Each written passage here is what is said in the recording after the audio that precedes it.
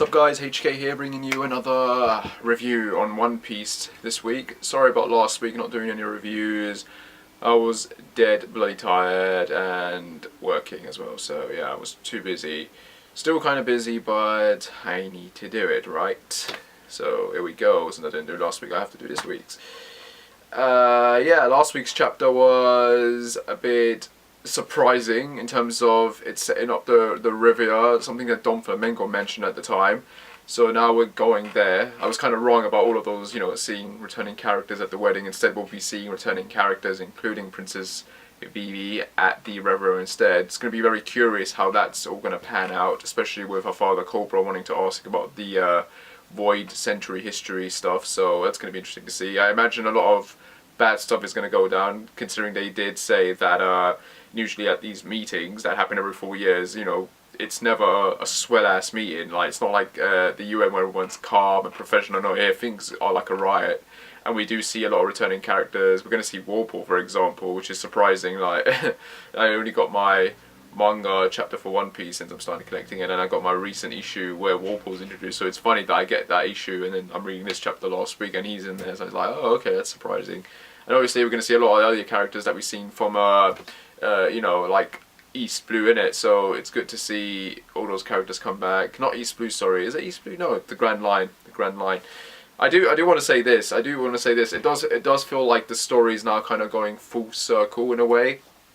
In a way, the end of the Zou Arc was pretty much the end of Act 2 for One Piece, and now we're pretty much going into Act 3 now, what with the 4 Emperors, and then soon to be Riviera, which is going to be the Holy Land, and properly maybe we're finally going to get the Straw Hats versus, those Gorosu guys, and then the Celestial Dragons, and everything else. So it's going to be crazy in the next, I imagine all of this is going to be in eight years basically, so for the next, starting from now till 8 more years, we're going to see all of this shit. Like, it's going to be crazy, it's going to be insane, but yeah, we're pretty much in the final One Piece, and that's what it is, that's what it represents, so it's cool.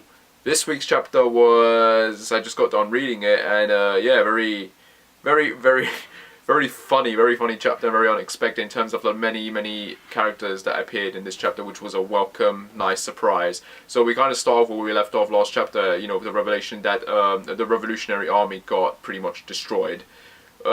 Which was unexpected. I mean, I thought we were going to cut to them and find out what the hell is going on, but instead it's already been dealt with. So flashbacks, we're going to get flashbacks, I imagine, in the near future. I don't know when. I imagine it's probably going to have something to do with Sabo's brother, since or his family in general, like, because we did cut to them, I think, in the last chapter. So I imagine that is Sabo's family. We're probably going to get something with them involved. They're going to go to the river as well. So a lot of different crazy things going on. This week's chapter, Luffy coming to the realization, seeing his father for the first time on the newspaper. So that was funny. Like, the fact he's never seen a picture of his dad, and this is the first time he gets a glimpse, and he's like, what the hell? This dude's my dad? Like, wow, he looks nothing. Like, he's pretty shocked, and it's just a funny reaction because you'd think he would have known about it, but then again, he was training on Amazon Lilia, was it, for like 3 years, and he probably never had any outside. He never had any outside information. He never got any news about it. So I guess the surprise of seeing his dad for the first time in this newspaper is to be expected. But it is a funny reaction. He's mostly concerned about Sabo though, and Brooke and Nami and all of them not finding out that he's got another sibling and they're all dangerous, crazy people. So that's again funny reactions from the crew there. Like, you got Pedro pretty much calming Luffy down, explaining to him that, since it wasn't reported that Cypher Pool and the Marines had captured them, because that would be big news, wouldn't it? It would be big news. It would be like when they captured Ace, they made it known worldwide. So the fact that they haven't made it worldwide means that Dragon and Sabo are properly fine. It's most interesting at the fact that, Cypher Pool and the Marines ended up coming there and chasing the Blackbeard pirates away after they had destroyed the base. So, I wonder what the developments there are going to be. Maybe they've been captured by Blackbeard. Ooh, or maybe they are safe and secure. I mean, surely they would have had a backup plan in case something like this would have happened. So I imagine we're going to get a revelation on that very well. Well, maybe not soon, but we'll get there eventually, I guess. We then cut to the ship burning because Luffy has been cooking, and as you can imagine, Luffy's not a very good cook.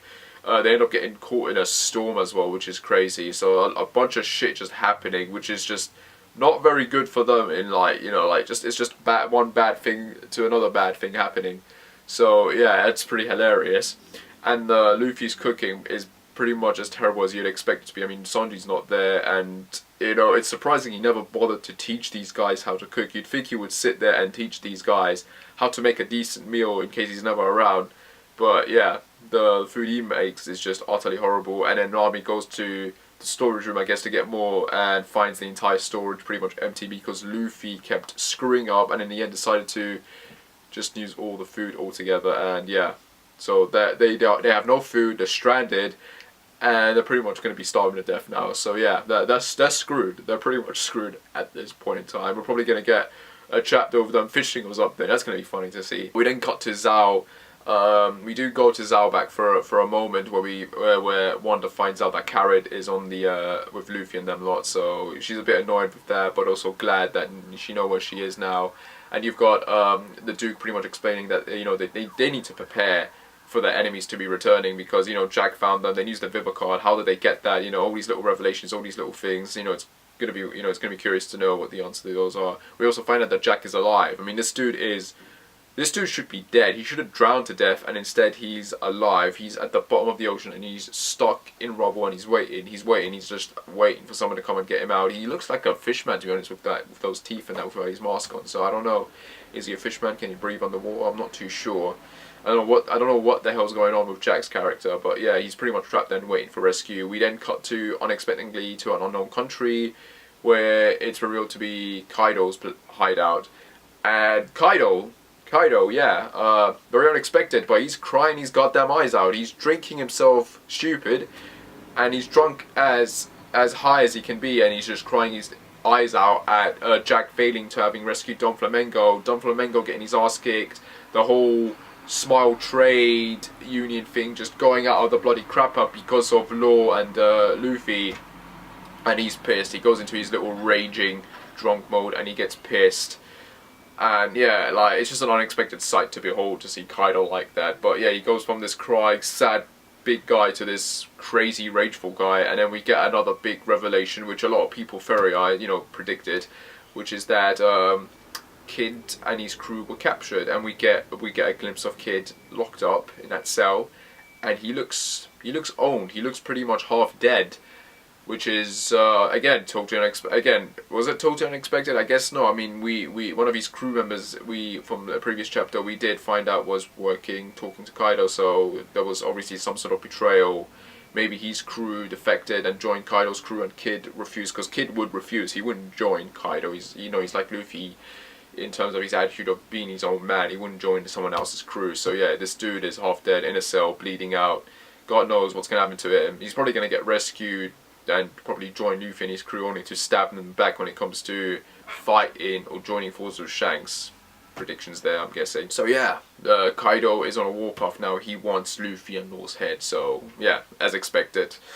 And then we cut to the Straw Hats pretty much being screwed on the boat, before we cut to Sanji, which is where the chapter kind of ends off with, where we get Sanji pretty much arriving at Layer Cake Island, or one of the elements of Layer Cake Island, like I don't know, it's like they're passing like a gate or a security point or a checkpoint, I think, and it's snowing, except it's not snow, it's cotton candy, which is nice, you know. It'll be nice if we had rain and it was raining food. That would solve a lot of problems in this world. Kind of reminds me of that movie, like what was it called, with all the food that rains down, like the animated film. It's kind of like that, isn't it? But it's cotton candy, so that's funny. And you've got you know, Sanji's pissed. He's pretty much pissed at the fact that, you know, like, he pretty much explains that he's not going to join the crew where they ended up killing one of their own members, you know, Peckham's. He obviously doesn't know that Peckham's alive, but yeah, so he's pretty pissed about that. And, you know, again, he goes into a whole explanation of how he cut his ties with his dad, and, you know, these hands of his were meant to be used to make food to help his friends, not to fight. And over this whole revelation about Big Mama being very interested in him, and that she knows his history and everything. So, but it's the ending of this chapter that kind of that makes you wonder what's going to happen next, because he gets sent, Vito ends up coming in, and he's got a picture of Sanji's bride-to-be, and he, you know, they end up showing it to Sanji, and he's like, you know, he's not going to marry her because he doesn't know her, like, it's not going to be love at first sight. He sees the picture, and he pretty much loses his shit, and he's like, whoa, and as you expect, yeah, Sanji pretty much falls head over heels over this picture. And we see the picture of the 35th Charlotte daughter called Pudding. Looks like a nice, sweet young girl.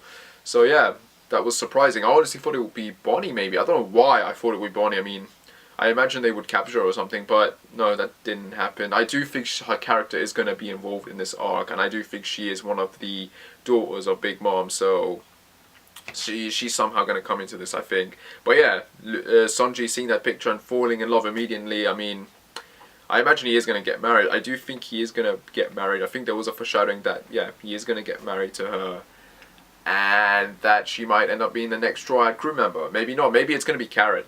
Maybe because, you know, it's about variety. You need some variety in there. So maybe Carrot will become the new crew member, or you never know. Like at this point, anything can happen.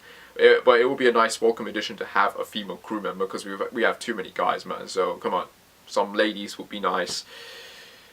But yeah, overall decent chapter. You know, Luffy seeing his dad for the first time, seeing Kaido's weird ass behavior, finding out what's happened to Kid so far, seeing what Sanji's future bride to be is gonna look like. You know, a lot of pieces are moving forward now. So yeah, we're pretty much getting it. This is pretty much the beginning of the layer cake arc, pretty much. So yeah, we're going in there now. So yeah, it's gonna be worthwhile to see what happens next. Could have been better. It was good. It was good. It was good. It was good as last week's, and in today's this week's was good as well. There was nothing on the bottom saying that there's gonna be a break. So I don't know if Oda's gonna keep on going and then he's gonna take a break later on. But yeah, I think he's moving up the pace now with this. So that's great. That's great to see.